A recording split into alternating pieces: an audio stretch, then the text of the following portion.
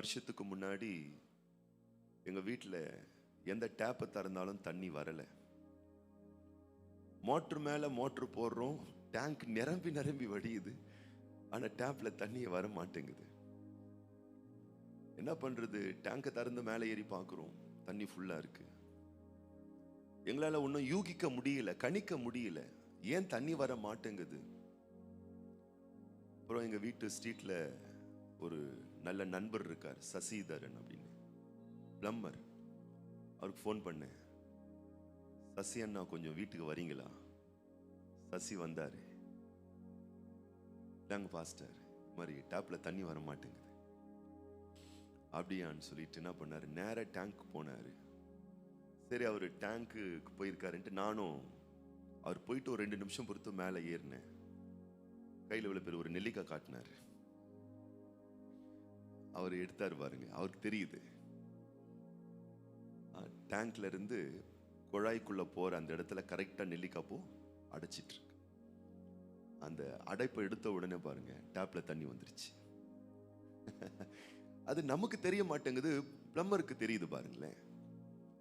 அது போல வாழ்க்கையில கர்த்தர் நிறைய ஆசீர்வாதங்கள் நமக்கு வச்சிருக்கிறார்.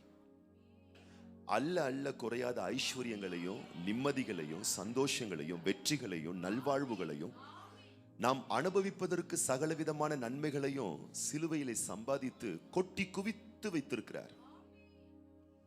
ஆனா அதை நம்முடைய பிராக்டிக்கல் லைஃப்ல, மெட்டீரியல் லைஃப்ல, நம்முடைய மனநிலை ஆசீர்வாதம், திருமண வாழ்க்கையில, குடும்ப வாழ்க்கையில, பிள்ளைகள் வாழ்க்கையில ஒரு பரிபூர்ணமா நம்மளால பார்க்க முடியல. அதற்கு முதல் காரணம், மூல காரணம், சில அடைப்புகள், தடைகள் இருக்கின்றது. இப்ப இன்னைக்கு இந்த உபவாச ஜபத்துல தேவன் நமக்கு வைத்திருக்கக்கூடிய ஆசீர்வாதங்களை ஏன் நம்மால் பெற்று நிறைவாய் முழுமையாய் அதை அனுபவிக்க முடியவில்லை என்ற விஷயத்தை கொஞ்சம் நம்ம கான்சென்ட்ரேட் பண்ண போறோம். அந்த தடையெல்லாம் கிளியர் பண்ணி அடைப்புகள் எல்லாம் சரிப்படுத்த போறோம்.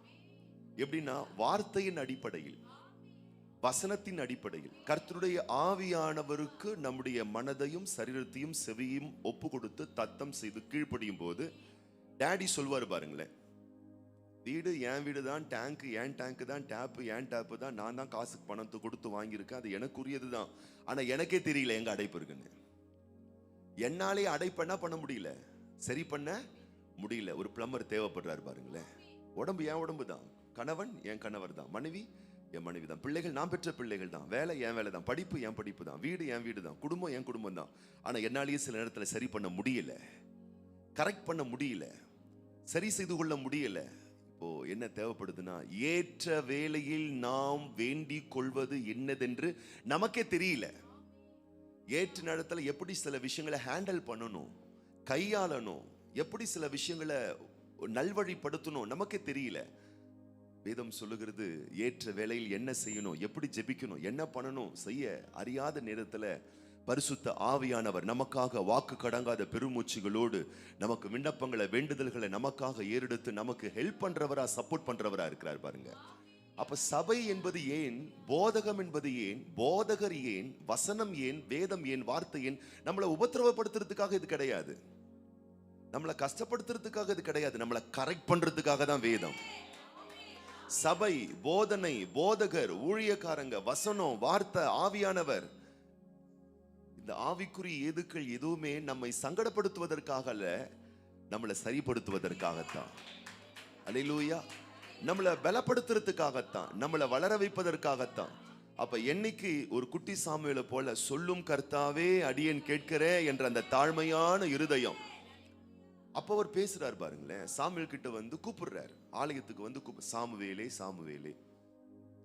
சாமுவேல் என்ன சொல்றா போல, ஏலி கிட்ட ஓடி போறா போல, கூப்பிட்டீங்களா? அதுக்கு அடுத்த வார்த்தையை ஆண்டவர் பேசவே இல்லை. மறுபடியும் சாமுவேலே சாமுவேலே கூப்பிடுறார். மறுபடியும் சாமுவேல் என்ன பண்றா போல, ஏலி கிட்ட தான் போறார். மறுபடியும் சாமுவேலே சாமுவேலே. ஆண்டவர் சப்ஜெக்டுக்கே வர மாட்டார். ஆண்டவர் எப்ப திரும்ப சப்ஜெக்ட் வருவாரு, சொல்லும் கர்த்தாவே நான் கேட்கிறேன், அதன்படி என் லைஃபை மாத்திக்கிறேன், என் வாழ்க்கையை சரிப்படுத்திக்கிறேன் என்னைக்கு நம்ம சொல்றோமோ அன்னைக்கு தான் கரெக்ட் பண்ற வேலையில, சரிப்படுத்துற வேலையில, நமக்கு சொல்லி கொடுக்கிற ஒரு விஷயத்துல அவர் இறங்குறாரு பாருங்களேன். இப்ப சாமுவேல் சொல்றா போல, சொல்லும் கர்த்தாவே அடியேன் கேட்கிறேன். அதுக்கப்புறம் தான் சப்ஜெக்டே பேசுறாரு. எத்தனை பேர் ஆமீன் சொல்றோம்?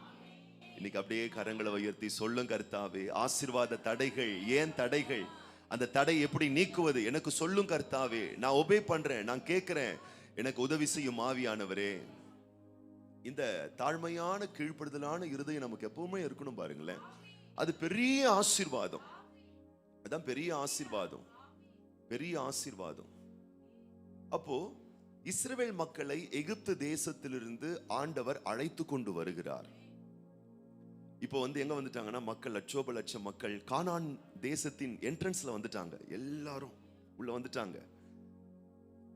இப்போ இவர்கள் அந்த தேசத்தை சுதந்தரித்துக் கொள்ள வேண்டும். யோசுவாவின் தலைமையில் எல்லாரும் உள்ள வந்தாச்சு. இப்போ சுதந்தரித்துக் கொள்ள வேண்டும். சுதந்தரித்துக் கொள்ளும் பொழுது கர்த்தர் ஒவ்வொன்னா சொல்லி கொடுக்கிறார் அவங்களுக்கு. எரிகோவை எப்படி சுதந்தரிக்கணும், ஆயி பட்டணத்தை எப்படி, ஏன்னா 31 பட்டணம் உள்ள இருக்கு. கானான் தேசத்துக்குள்ள 31 பட்டணம் இருக்கு. அந்த 31 பட்டணத்துக்குள்ளேயும் மக்கள் இருக்காங்க, ராட்சதர்கள் இருக்கிறாங்க, ராஜாக்கள் இருக்கிறாங்க, எதிரிகள் இருக்கிறாங்க. இப்ப கர்த்தர் பாருங்க, யோசுவாவுக்கு சொல்லி கொடுத்து எப்படி அவர்களை கையாளணும், மேற்கொள்ளணும், வெற்றி காணணும், இதெல்லாம் அவர் அழகா சொல்லி கொடுத்துக்கிட்டே இருக்கிறாரு. அதை ஃபாலோ பண்ணிக்கிட்டே இருக்கும் பொழுது சுதந்தரித்துக் கொள்ளுகிறார்கள்.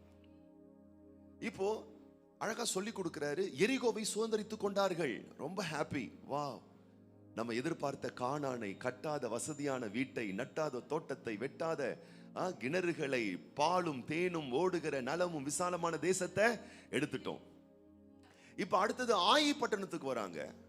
ஆனா அந்த பட்டணத்துக்கு வரும் பொழுது என்ன நடக்குதுன்னு கேட்டீங்கன்னா, இஸ்ரவேல் மக்கள் தோற்று போகிறார்கள், வெற்றி பெற முடியல, தோல்வியை தழுவுகிறார்கள். நாடாது ஆண்டவர் தானே கூப்பிட்டு வந்தாரு, ஆனா இப்ப நம்ம இப்படி அடி வாங்குறோமே. ஆண்டவர் தானே தருவேன்னு சொன்னாரு, ஆனா இப்ப தாமதமாகுது. ஆண்டவர் தானே ஆயி பட்டணத்தை சுதந்திரித்துக் கொள்வீர்கள் நம்மளை அனுப்புனாரு, ஆனா சுதந்திரித்துக் கொள்ள முடியலையே. நம்ம பாதிக்கப்பட்டிருக்கோமே, பின்வாங்கிட்டோமே, முன்னேறி செல்ல முடியலையே, எதிரிகள் தாக்குகிறார்களே, கை கூடி வந்தது போல் இருந்தது, ஆனால் கையை விட்டு போயிடுச்சே, எல்லாம் சுமூகமா முடிகிற மாதிரி இருந்துச்சு, ஆனா இழுத்துக்கிட்டே இருக்கு, ஜவு மிட்டாய் மாறி நடக்க மாட்டேங்குதுன்னு சொல்லி ஆராயிறாங்க. ஏன் நம்ம ஆயி பட்டணத்தை சுதந்தரித்துக் கொள்ள முடியாதபடி தோற்று போனோம் என்று ஆராய்ந்து பார்க்கறாங்க. காரணமே தெரியல. சில இடத்துல பாத்தீங்கன்னு சொன்னா, ஏன் லைஃப்ல தோத்துட்டோம், காரணத்தையே கண்டுபிடிக்காத மாதிரி ஆயிடும் சூழ்நிலை. ஏன் திருமண வாழ்க்கை சரியா அமையல, எதனால போட்டு மண்டையை போட்டு குழப்பிப்போம். ஏன் இந்த விஷயம் சரியா அமையல, ஏன் இந்த விஷயம் சுமூகமா முடியலன்ட்டு பல விஷயத்த மனசுல போட்டு குழப்பி தவிச்சுக்கிட்டு இருப்போம். இப்ப என்ன நடந்ததா, யோசுவாவும் இஸ்ரவேல் மக்களும் என்ன பண்ணாங்களாம், சேர்ந்து வாசிக்கலாமா? யோசுவாவின் புஸ்தகம் 7ஆம் அதிகாரம் 6ஆம் வசனம் 7ஆம் வசனம் நம்ம எல்லாரும் சேர்ந்து நம்ம வாசிக்க போறோம். அப்பொழுது யோசுவா தன் வஸ்திரங்களை கிழித்து கொண்டு அவனும் இஸ்ரவேலின் மூப்பரும் சாங்கால மட்டும் கர்த்தரின் பெட்டிக்கு முன்பாக தரையிலே முகம் குப்புற விழுந்து தங்கள் தலைகளின் மேல் புழுதியை போட்டுக்கொண்டு கிடந்தார்கள். யோசுவா, கர்த்தராகிய ஆண்டவரே, எங்களை அழிக்கும்படிக்கு எமோரியரின் கைகளில் ஒப்பு கொடுப்பதற்காகவா தேவரீர் இந்த ஜனத்தை யோர்தானை கடக்க பண்ணினீர்? நாங்கள் யோர்தானுக்கு அப்புறத்தில் மன திருப்தியாக இருந்துவிட்டோமே, ஆனால் நலமாயிருக்கும். ஆண்டவரே, இஸ்ரவேலர் தங்கள் சத்துருக்களுக்கு முதுகை காட்டினார்கள், இப்பொழுது நான் என்ன சொல்லுவேன் என்று என்ன பண்றாங்களாம், கதறி ஆண்டவருடைய சமூகத்துக்கு முன்பதாக தங்களை தாழ்த்தி தங்களுடைய எல்லா வேதனைகளை வெளிப்படுத்தி, தன்னுடைய சங்கடங்களை வெளிப்படுத்தி ஆண்டவருடைய சன்னிதானத்துக்கு முன்பதாக, ஆண்டவரை இப்படி நாங்க அங்கேயே நாங்க இருந்திருந்தா பரவாயில்ல போல் இருக்கு அப்படின்னு சொல்லிட்டு யோசுவாவும் சபையின் மக்களும் என்ன பண்றாங்களாம், ஆண்டவருடைய சன்னிதானத்துல தன் வஸ்திரங்களை கிழித்து கொண்டு முகம் குப்புற விழுந்து தங்கள் தலைகளின் மேல் புழுதியை போட்டுக்கொண்டு அவர்களுடைய எல்லா வியாகுலங்களை, வேதனைகளை, சோகங்களை, வருத்தங்களை, நெருக்கடிகளை தேவனுடைய சமூகத்திலே ஊற்றுகிறார்கள். என்ன பண்றாங்கன்னா, நின்னுடுறாங்க. அடுத்தடுத்து போறோம், தோல்வி நடந்துகிட்டே இருக்கு. அடுத்தடுத்து செய்யறோம், சக்சஸ்ஃபுல் ஆக மாட்டேங்குது. அடுத்தடுத்து ஒரு காரியத்துக்காக எஃபர்ட் எடுக்கிறோம், முயற்சி பண்றோம், ஜெயமா அமைய மாட்டேங்குதுன்னு சொன்ன உடனே என்ன பண்றாங்கன்னு கேட்டீங்கன்னா, தேவ சமூகத்துல தன்னை முழுசும் தாழ்த்த ஆரம்பிக்கிறாங்க. ஆண்டவருடைய சமூகத்துல தங்களுடைய ஆதங்கங்களை வெளிப்படுத்துகிறார்கள். தேவ சன்னிதானத்திலே தங்களுடைய பாரங்களை, சோகங்களை, வருத்தங்களை, காயங்களை, கண்ணீர்களை. அதனால என்னையா இப்ப மண்ணை தூக்கி மண்டை மேல போட்டுக்கணுமா? ட்ரெஸ் எல்லாம் கிழிச்சு போடணுமா? ட்ரெஸ்ஸை கிழிக்க வேண்டாம், மனசை கொஞ்சம் சரிப்படுத்தி ஆண்டவருடைய சமூகத்துக்கு முன்பதாக வந்து, ஏண்டவர் இப்படிப்பட்ட தடைகள் வந்தது, ஏன் எங்களால மேற்கொள்ள முடியலன்னு சொல்லி தேவ சமூகத்துல சன்னிதானத்துல சில மணி நேரங்கள் அமர்ந்திருந்து நம்மை ஆராய்ந்து பார்ப்பதுதான் நம்முடைய வாழ்க்கையினுடைய ஆசீர்வாத தடைகளை அகற்றுவதற்கான ஒரு தரமான ஒரு விஷயம். முயற்சி பண்ணிக்கிட்டே இருக்கோம், ஆனா சக்சஸ்ஃபுல்லா அமைய மாட்டேங்குது. என்ன பண்றது? உட்கார்ந்துருங்க அப்பாவுடைய பிரசன்னத்துல. பிசினஸ் வளர்ச்சிக்காக, குடும்ப நன்மைக்காக, சரீர ஆரோக்கியத்திற்காக, பொருளாதார வளங்களுக்காக, பிள்ளைகளுடைய நன்மைக்காக நிறைய பிரயாசங்களை மேற்கொண்டுட்டே இருக்கிறோம். ஆனா காரியம் கைக்கூடி வர மாட்டேங்குது, தடைகளாகவே இருந்துகிட்டு இருக்கு. என்ன பண்றது? புலம்பிக்கிட்டு இருக்காதீங்க. தேவ சமூகத்திலே உங்களுடைய எல்லா விதமான வருத்தங்களை வெளிப்படுத்துங்கள். தேவ சமூகத்திலே கண்ணீரோடு, தேவ சமூகத்திலே உங்களுடைய மனதில் இருக்கக்கூடிய துக்கங்களை, உங்க உள்ளத்துல இருக்கக்கூடிய சோகங்களை தேவ பாதத்துல அதை ஊற்றி விடுங்கள். அந்த தேவனுடைய சமூகத்துல, ஆண்டவருடைய சன்னிதானத்துல, அந்த ஆண்டவர் வந்து பாத்தீங்கன்னு சொன்னா அந்த ஹார்ட்டை தான் பாக்குறாரு. 2 பேர் ஆலயத்துக்கு வராங்க. ஒருவனுடைய பேச்சு தூக்கலா இருக்கு, ஆனா ஹார்ட் அகங்காரமா இருக்கு. ஆனா இன்னொருத்தனுடைய பேச்சு ரொம்ப சிம்பிளா இருக்கு, ஆனா அவனுடைய ஹார்ட் தாழ்மையான ஒரு இருதயமா இருக்கு. இங்க யோசுவா பெரிய தலைவன் தான், அவனோடு இருக்கக்கூடிய சபையாரெல்லாம் லட்சோப லட்ச மக்கள் தான். ஆனா கர்த்தருடைய பாதத்துல அமர்றாங்க. ஆண்டவரே, ஏன் இந்த சோகம், ஏன் இந்த ஏமாற்றம், ஏன் இந்த தோல்வி, ஏன் நாங்கள் தோற்று போனோம் என்று சொல்லி தங்களை ஆராய்ந்து ஆராய்ந்து ஆராய்ந்து ஆண்டவருடைய சமூகத்துல தங்களுடைய இருதயங்களை ஊற்ற ஊற்ற, அதுக்கப்புறமா தான் நீங்க பாத்தீங்கன்னு சொன்னா கர்த்தர் பேச ஆரம்பிக்கிறாரு. ஏன் தடன்னு கேட்டீங்கன்னா, உங்களுக்குள்ள ஒரு ஆகான் இருக்கிறான். அவன் இப்படிப்பட்ட சில வேலையை பார்த்திருக்கான்.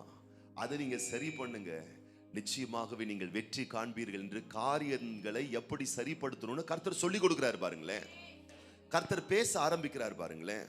முடிவு என்ன ஆயிடுச்சுன்னு பார்த்தீங்கன்னா, யோசுவாவின் புஸ்தகம் 8ஆம் அதிகாரம் 1ஆம் வசனம் சொல்லுகிறது, அப்பொழுது கர்த்தர் யோசுவாவை நோக்கி, நீ பயப்படாமலும் கலங்காமலும் இரு, நீ யுத்த ஜனங்கள் யாவரையும் கூட்டிக் கொண்டு எழுந்து ஆயி பட்டணத்தின் மேல் போ.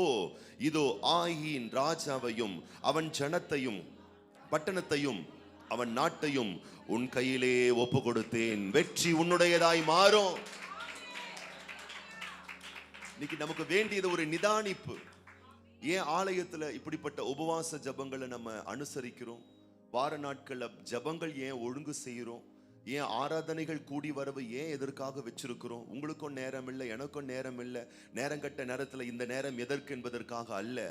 நாம் நம்முடைய வாழ்க்கையை நிதானித்து பார்க்க, சரிப்படுத்த, கொஞ்ச நேரம் அமர்ந்திருக்க, ஆண்டவருடைய வார்த்தையை கேட்க, ஆண்டவருடைய சமூகத்தில் இருதயத்தை ஊற்ற, தேவ சன்னிதானத்திலே தேவ பரிசுத்த பாதத்துல நம்முடைய சோகங்களை, வருத்தங்களை, காயங்களை, கண்ணீரை அவருடைய பாதத்துல வெளிப்படுத்தி, அவருடைய பாதத்துல ஊற்றி, அந்நாள் இருதயத்தில் இருந்ததான எல்லா வேதனைகளை எப்படி ஊற்றி ஜெபித்தாலும் அதுபோல ஊற்றி ஜெபிப்பதற்காகத்தான்.